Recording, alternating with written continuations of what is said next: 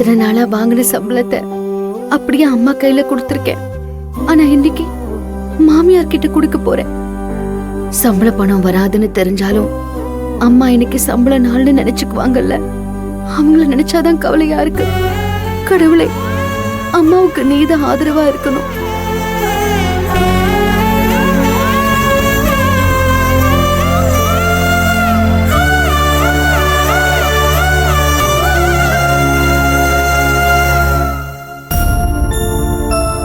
என்ன மகா, இன்னைக்கு சம்பள நாள், ஏன் சோகமா இருக்க? புரியுது மகா, சம்பள பணத்தை அம்மா கிட்ட கொடுக்காம மாமியார் கிட்ட கொடுக்க போற, அதானே? மாமியாருக்கு கொடுக்கறது எனக்கு சந்தோஷம்தான். ஆனா அம்மாவுக்கு கொடுக்க முடியலங்கிற வருத்தமும் இருக்கு. ஆனா அம்மா கிட்ட பாதி சம்பளமாவது கொடுக்கற மாதிரி உன் மாமியார் கிட்ட கேட்டு பார்க்கலாம்ல. ஒரு தடவை டிசைட் பண்ணதுக்கு அப்புறம் எதுக்கு மாத்தி மாத்தி பேசிக்கிட்டு? அம்மாவுக்கு பணம் கொடுக்க முடியலையேங்கிறது எனக்கு கவலையா தான் இருக்கு. ஆனா அவங்களே அவங்கள பாத்துக்கணும்னு சொன்னதுனால ஒரு நல்லதும் நடந்திருக்கு. என்ன நல்லது? அம்மாவும் தங்கச்சிங்களும் இட்லி மாவு அரைச்சு பேக்கெட் போட்டு பிசினஸ் பண்றாங்க. ஓ, அப்படியா?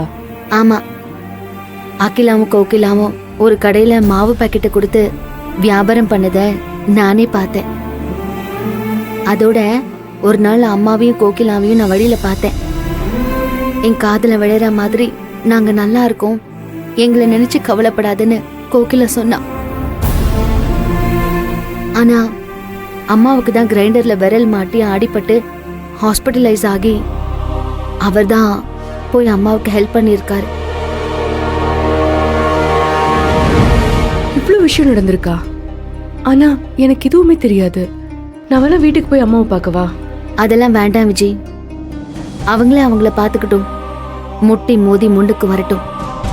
அப்படி வந்தாதான் எனக்கு சந்தோஷம். ஆனா உன் குடும்பத்துக்கு சப்போர்ட்டா இருந்து பாத்துக்கிறதே செல்வம் தானே?